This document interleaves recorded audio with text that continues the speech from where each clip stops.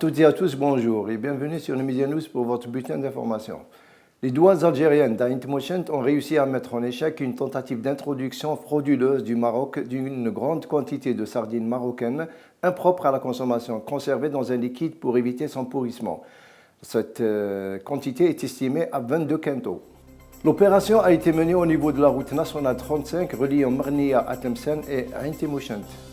Après l'inspection du camion frigorifique transportant 148 caissons avec les noms des villes marocaines, 3 personnes furent arrêtées pour le motif de tentative d'inonder les marchés de l'ouest algérien avec des sardines empoisonnées.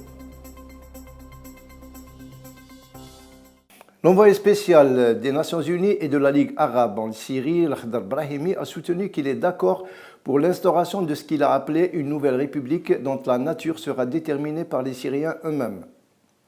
Brahimi a réitéré dans une interview à la télévision suisse son appel au gouvernement et l'opposition en Syrie à participer à la conférence de Genève II et de lancer un dialogue pour former un nouveau gouvernement de transition.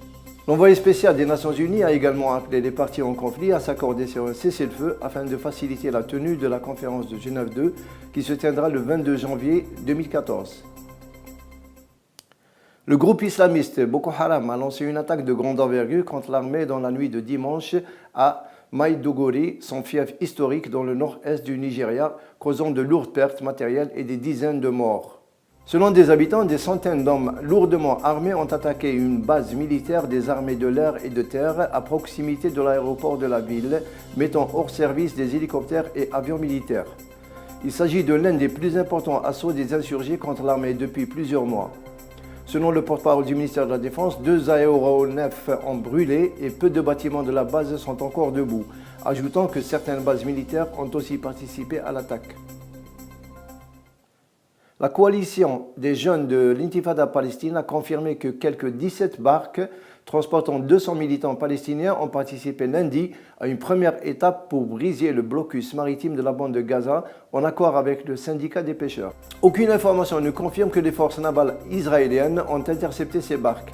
Cette première étape se veut un message fort au monde entier qu'il y a des gens qui s'exposent au meurtre, la famine et le blocus au vu et au su du monde entier qui prétend être civilisé et attaché aux droits de l'homme selon la coalition.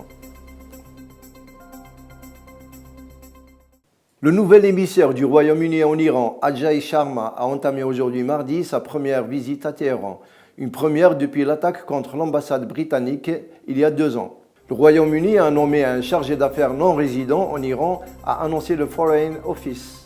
C'est une étape dans la normalisation des relations directes avec Téhéran gelées depuis la fin 2011, après les manifestations des milliers d'Iraniens en colère contre les sanctions de l'ONU imposées à l'Iran sur son programme nucléaire. La porte-parole de la Maison-Blanche, Jen Psaki, a déclaré que les États-Unis suivent le vote sur le projet de constitution en Égypte avec intérêt et étudient le document qui sera soumis mardi au président Adli Mansour. La porte-parole a déclaré que c'est le peuple égyptien qui adoptera cette constitution par référendum, ajoutant que les États-Unis continueront à soutenir le processus de transition qui conduira à la formation d'un gouvernement civil avec toutes les parties sur la base d'élections libres et équitables, afin de mettre en place un État fondé sur le droit.